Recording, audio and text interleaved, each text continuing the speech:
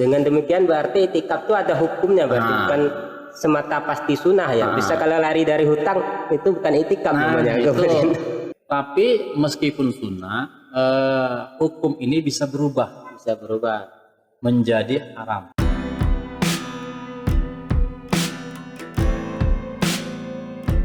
Assalamualaikum warahmatullahi wabarakatuh. Waalaikumsalam warahmatullahi wabarakatuh. Alhamdulillah, selamat siang. Kita berjumpa lagi di Sekolah Pasca Podcast.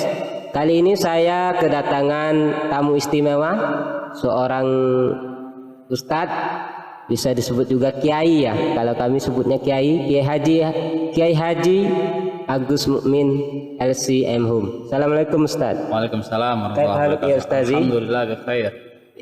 Hari ini kita akan ngobrol tentang di antara amalan-amalan yang baik dilakukan di bulan suci Ramadan, khususnya di 10 terakhir ini. Kita akan berbincang tentang i'tikaf ya Ustazi. Insyaallah. Ya.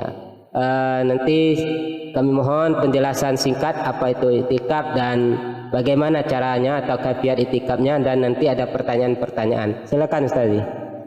Bismillahirrahmanirrahim. Assalamualaikum warahmatullahi wabarakatuh. Alhamdulillahirabbil alamin. Allahumma shalli wa sallim ala sayyidina Muhammad wa ala ali sayyidina Muhammad. Alhamdulillah, hari ini yang akan kita bahas yaitu terkait tentang i'tikaf. Dalam hal ini kita ambil dari karya Syekh Nawawi Al-Bantani Al-Jawi, itu dalam kitab Nihayatuz Zen fi Irsyadil Mubtadi'in. Babul i'tikaf, ya, i'tikaf ini salah satu amalan sunnah yang ditekankan pada bulan suci Ramadan. Memang pada bulan suci Ramadan ini kita semua, baik muslimin ataupun muslimah, itu dianjurkan untuk melakukan berbagai amal sunnah selain amal wajib, yaitu bulan suci berpuasa di bulan suci Ramadan ini. Tujuan daripada amalan-amalan sunnah ini diantaranya adalah melengkapi daripada amalan-amalan fardu yang mungkin atau barangkali kurang sempurna. Oleh sebab itu kita tambal dengan amalan pahala-pahala pada ibadah-ibadah sunnah tadi. Nah, untuk i'tikaf sendiri ini adalah salah satu amalan yang sangat dianjurkan. Ya, selainnya apa? Baca Quran, kemudian bersedekah, kemudian sholat taraweh, witir, dan yang lainnya. Nah, khususnya pada 10 Ramadan terakhir ini, Rasulullah SAW itu mengajarkan untuk beriktikaf. Memang pada mulanya iktikaf ini bisa dilakukan kapan saja, tidak hanya pada bulan suci Ramadan. Cukup dengan masuk masjid, misalkan kita niat i'tikaf, itu i'tikaf lillahi ta'ala, itu sudah bisa i'tikaf. Nah, kemudian akan tetapi khusus pada bulan suci Ramadan ini memang Rasulullah SAW menekankan agar umatnya yang memiliki waktu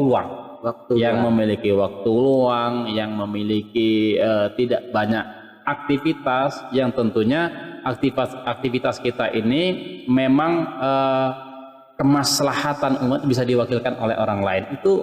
Itu boleh kita lakukan 10 hari terakhir ini untuk beriktikaf.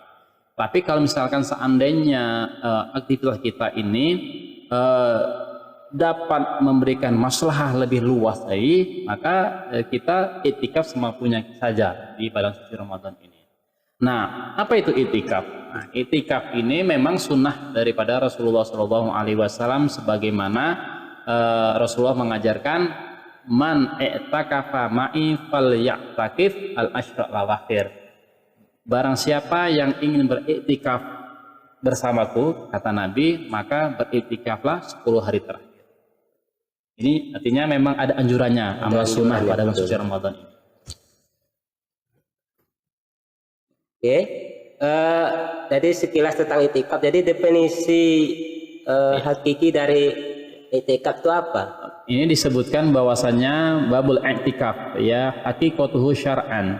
Secara hakikatnya, secara syaratnya i'tikaf itu adalah al-lubsu fil masjid min syakhsin maksusin biniyatin.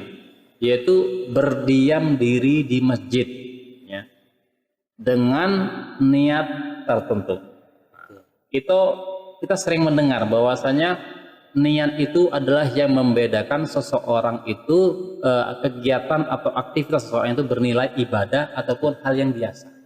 Contoh misalkan kita mandi setiap hari kan, mandi setiap hari, pagi, siang, sore. Tapi ada kalanya mandi kita itu mandi yang biasa, sekedar membersihkan badan, sekedar mendinginkan badan, ya, kondisi bertubuh kita. Tapi ada kalanya mandi ini bernilai wajib. Kapan itu? Ketika keadaan junub, maka diperlukan niat. Kalau seandainya orang berhadas besar kemudian dia mandi tidak berniat, maka mandinya bernilai biasa seperti layaknya kita setiap hari. Maka begitu juga iktikaf. Iktikaf itu sendiri memang kita sering berlalu lalang di masjid. Nah, aktivitas kita di masjid banyak, masuk masjid, kadangan ngobrol, keluar lagi. Tapi itu tidak ada bernilai ibadah kalau tidak kita niatkan iktikaf. Maka ketika masuk nawaitu iktikaf lillahi ta'ala. Itu secara bahasa al-lubsu fil masjid min saksin maksusin biniyatin. Maka dengan niat tertentu. Ada niat nawaitu i'tikaf tadi. Niat khusus untuk i'tikaf. I'tikaf biar aktivitas kita selama di masjid tadi bernilai pahala atau dinilai pahala oleh Allah Subhanahu wa taala. Dengan demikian berarti i'tikaf itu ada hukumnya, berarti bukan semata pasti sunnah ya. Bisa kalau lari dari hutang itu bukan i'tikaf namanya. Ya, itu masalahnya. Pada umumnya i'tikaf itu memang sunnah. Sunnah yang dianjurkan oleh Rasulullah Shallallahu Alaihi Wasallam khususnya pada 10 hari terakhir. 10 hari terakhir. Tapi meskipun sunnah, hukum ini bisa berubah menjadi haram. Haram kalau misalkan seorang perempuan yang beriktikaf tanpa izin suaminya, dilarang itu. Dilarang, tidak diperbolehkan. Juga bisa berubah menjadi wajib. Kapan itu wajib? Ketika dinazarkan. Misalkan saya nanti seandainya kalau saya pada tanggal 7 Ramadan ini atau selama Ramadan ini nanti saya dapat proyek yang besar atau istri saya melahirkan lancar, saya akan beriktikaf, saya bernazar untuk iktikaf di masjid. Maka nazar ini hukumnya wajib karena dia jadi hukum nazar, jadi hukum nazar tadi. Kemudian juga bisa menjadi makruh itu pada saat seorang perempuan yang ingin beriktikaf di masjid walaupun sudah izin suaminya, tapi ia keluarnya ini dapat menimbulkan fitnah. Menimbulkan fitnah mungkin dari pribadi seseorang perempuan tadi. Nah, itu bisa diklasifikasikan misalkan memang sebelumnya perempuan ini banyak mengandung fitnah misalkan. Jadi meskipun dapat izin oleh suaminya, ketika dia iktikaf ini dapat menimbulkan fitnah, maka alangkah baiknya tidak makruh bagi perempuannya. Memang hukum asalnya tetap sunnah. Sebagaimana perintah Nabi tadi, anjuran Nabi tadi, man i'takafa ma'i falya'takif al-ashra al-awakhir. Itu ya. Jadi hukumnya tadi asalnya adalah sunnah, tapi bisa berubah sesuai dengan kondisi-kondisi tertentu. Jadi bapak-bapak yang pusing di rumah, kalau kena marah istri, pergi aja ke masjid, niatkan i'tikaf, dapat nilai sunnah ya. Atau nilai wajib malah ya, gitu, ketimbang ribut sama istrinya. Gitu ya. Oke, kira-kira ini i'tikaf nih Ustaz bisa atau punya rukun khusus atau kafiat khusus, atau ya kita sembarangan aja lagi ngapain misalnya masuk dalam kondisi apa seperti itu. Sebagaimana amalan ibadah yang lainnya, setiap ibadah itu ada kalanya memiliki rukun. Contohnya sholat itu ada rukun-rukunnya. Ketika ditinggalkan salah satu rukun dengan sengaja, maka sholatnya tidak sah. Mandi wajib juga ada rukunnya. Kalau tidak ditinggalkan rukunnya, maka tidak sah mandi wajibnya. Kalau tidak sah mandi wajibnya, maka Dia nilai ibadah terhitung yang belum. lainnya belum bersih dan artinya tidak sah ibadah yang lainnya. Nah, begitu juga dengan i'tikaf kita ini. I'tikaf ini memiliki rukun-rukun juga. Disebutkan di sini wa arkanul i'tikafi arba'ah. Rukun-rukun daripada i'tikaf ini ada empat. Yang pertama niat. Nah, niat tadi. harus, ya. Niat harus. Ketika mau sama seperti halnya kayak sholat, ada niatnya. Niat itu boleh ada kalanya bitalafuz, melafalkan. Harus dilapaskan. Melafalkan. Ini hukumnya sunnah. Boleh saja. Misalkan nawaitu i'tikaf sunnah lillahi ta'ala. Nawaitu i'tikaf fardhu lillahi ta'ala. Sesuai dengan nazar-nazar tadi kan. Maka boleh dilafalkan. Tujuan daripada pelafalan niat tadi adalah menguatkan hati supaya memang benar kita ini tadi mau i'tikaf. Tapi ini adalah sunnah. Tapi yang wajib adalah dalam hati. Saat sholat niatnya Allah. Nah, ketika lapar Allah dalam hati usolli atau saya niat sholat isya 4 rakaat dengan Allah Taala. Sedangkan usolli fardhu adalah hukumnya sunnah. Nah, niat tetap harus ada. Yang kedua al-lubsu, ya, al-lubsu yaitu berdiam. Nah, di sini disebutkan alal akol maksimalnya, alal akol itu minimalnya adalah tumakninah fis shalah. Itu beberapa Tumakninah, satu tumakninah dalam sholat itu sudah bisa dikategorikan i'tikaf. Ini secara umumnya ya. Secara i'tikaf yang di luar 10 hari terakhir tadi. Ketika kita masuk niat itu i'tikaf sesaat subhanallah alhamdulillah. Kayak kita sholat subhanarabbiyal azim wa bihamdi, baru sekali itu sudah i'tikaf. Itu sudah i'tikaf. Nah, itu alal akolnya tumakninah itu sudah bisa kalaupun niatnya sudah awal kemudian pulang, nah itu sudah dinilai i'tikaf. Dianya tadi bernilai pahala Allah Subhanahu wa taala. Itu yang kedua. Yang ketiga masjid harus di dalam masjid. I'tikaf itu harus di dalam masjid. Nah, maka tidak sah kalau misalkan i'tikaf di sekolahan, di rumah. Kecuali misalkan memang kita kemarin seperti contohnya di COVID pandemi ya, 19. Memang ada hukum kemudian sholat jamaah boleh di rumah. Sholat Jumat di rumah. Jadi semuanya berlaku karena ada efek yang lebih berbahaya jika langsung di darurat daruratnya.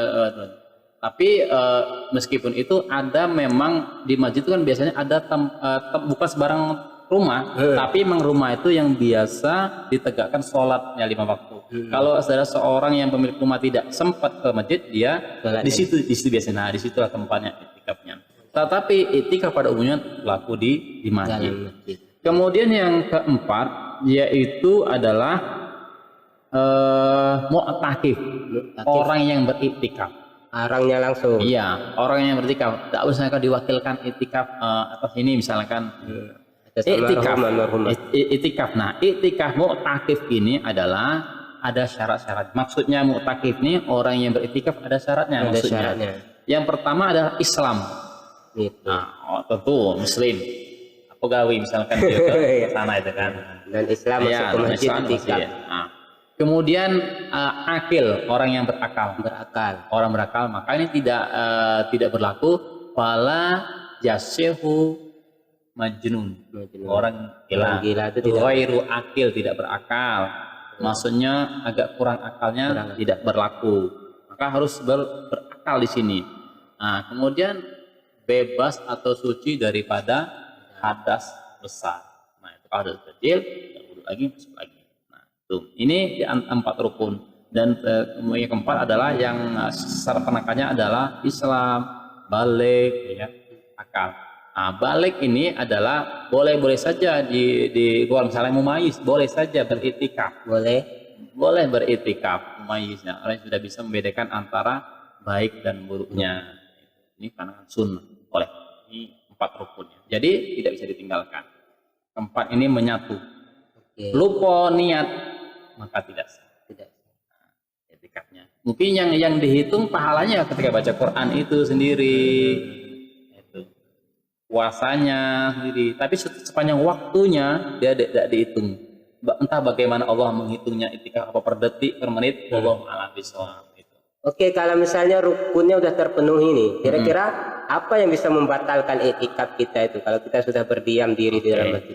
Sama seperti halnya ibadah yang lainnya, tentu ada pembatalnya. Ada pembatal. Ada pembatal itu yang sifatnya secara umum ya, yang ada yang sengaja atau tidak sengaja. Misalkan kita mulai dari awal. Waladhi yubtilu i'tikaf tis'atu asya. Hal yang membatalkan i'tikaf itu setidaknya ada 9. Ada 9. Nanti mungkin kita tidak semuanya kita jelaskan ya. Yang pertama waktu berhubungan suami istri. Tidak mungkin ini berhubungan suami istri di masjid kan sesuatu yang di luar nalar misalkan itu. Tapi mungkin saja terjadi ya. Mungkin, tapi barangkali 1.000.000 lah mungkin saja ya, gitu kan. batas semeliar satu. Dengan al-watu. Tapi ini tetap dijelaskan oleh ulama fikih dalam rangka apa? Membatasi hal-hal yang tidak harusnya, tidak mestinya dilakukan di masjid. Kemudian al-inzal an mubasysyarah bisahwatin. Keluar air mani. Artinya amdin. Amdin itu sengaja. Dengan sengaja dengan sentuhan kulitnya, sengaja ada menyengaja keluar, walaupun dengan sentuhan kulit yang lainnya. Bukan jima, kalau waktu tadi dengan suami istri kan, ini dengan kemungkinan dilakukan sendiri atau dilakukan oleh orang lain. Ya. Kemudian al-haid.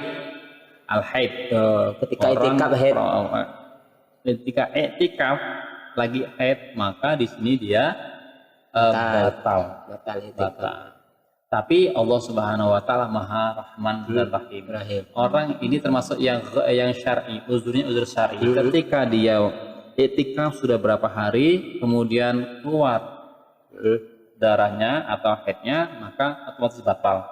Dia harus keluar dari masjid.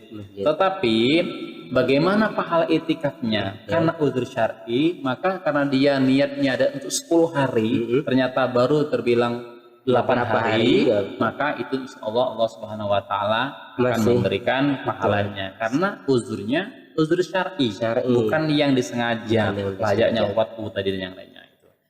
Kemudian al-khuruj li ghairi uzrin, keluar tanpa ada uzur.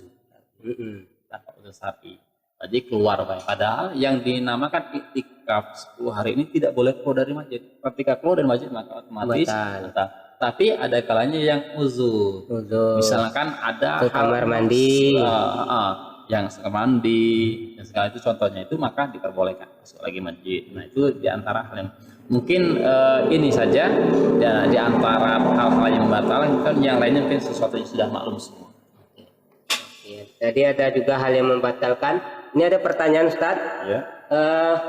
Sebenarnya yang kita lakukan ketika itikaf itu apa? Memang benar-benar berdiam diri, cuma berzikir di dalam hati, atau boleh melakukan misalnya membersihkan masjid, menyapu, atau mungkin menulis ayat-ayat Al-Quran, atau membaca ayat Quran itu sendiri, gimana itu? Pada dasarnya orang yang ingin beriktikaf di masjid berarti dia mengabdikan waktunya untuk kepentingan beribadah kepada Allah Subhanahu wa taala. Nah, hal yang mesti dia lakukan adalah seperti halnya tidak hanya berpuasa siangnya, malamnya sholat tarawih, tidak hanya itu. Kemudian waktu yang lainnya dia tidur, tidak. Tapi siangnya ia berpuasa sekaligus diiringi dengan baca-baca Quran, sholat sunnah, sholat baik sholat mutlak, rawatib, sholat ba'dal wudu, sholat tahiyatul masjid dilakukan. Ketika malam harinya sama, salat tarawih, salat witir, salat hajat, semua hal-hal yang baik. Ketika ada waktu renggang, ada kawan, diskusi hal-hal yang baik, bukan yang ghibah, yang justru memang di luar daripada ketentuan yang tidak seharusnya dilakukan. Itu sebagaimana adab yang diterangkan oleh Imam Ghazali dalam kitabnya, bahwasanya di antara adabnya itu adalah beribadah, fokus ibadah karena Allah Subhanahu wa taala, bukan diskusi yang tanpa memberikan ifadah, memberikan faedah misalnya kan. Soalnya justru dengan kumpul masjid malah banyak ghibahnya. Nah, itu tidak malah main game ya zaman sekarang. Maka baiknya adalah melakukan amalan-amalan sunnah yang memang dianjurkan dalam Islam, baca Quran segala macamnya. Kemudian ada waktu senggang, termasuk membersihkan masjid itu bisa dikategorikan. Sebagai Karena ibadah, apa? ya. Sebagai ibadah niat dia adalah membersihkan agar supaya dia ibadahnya lebih khusyuk dan tenang. Kita jamaah yang lain juga nyaman. Bisa nyaman yang lainnya. Oke, itu ya pemirsa tentang iktikaf. Ada anjuran dari Rasul 10 terakhir Ramadan ini kita memperbanyak iktikaf di dalam masjid, juga amalan-amalan sunnah yang lainnya. Kesimpulan terakhir mungkin, Ustaz? Bagi para sahabat dimanapun kita berada, Anda berada, bahwa maksimalkan bulan suci Ramadan ini dalam rangka memang fokus beribadah kepada Allah Subhanahu wa Ta'ala. Ibadah yang dimaksud adalah bukan hanya yang wajibnya saja, tapi amalan-amalan sunnah. Nah, kalau di antara para sahabat, para pemirsa sekalian yang memiliki waktu luang yang memang diizinkan, memungkinkan untuk beriktikaf sebagaimana Rasulullah SAW ajarkan 10 hari terakhir, maka iktikaflah, laksanakan. Namun apabila tidak bisa mengikuti sebagaimana Rasulullah ajarkan, maka setidaknya kalian bisa niatkan iktikaf ketika masuk masjid, walaupun 1 malam, walaupun setengah hari, walaupun 2 hari, beberapa hari, itu niatkan. Sebagaimana pengertian secara bahasa adalah iktikaf al-lubsu fil masjid biniyatin makhsusatin. Ketika masuk masjid berdiam dengan niat iktikaf. Wallahu a'lam bishawab. Oke, pemirsa Sekolah Pasca Podcast, demikian kajian kita hari ini. Terima kasih atas kesetiaan Anda untuk menonton channel kami. Terima kasih Ustaz. Syukran alaikum. Assalamualaikum warahmatullahi wabarakatuh.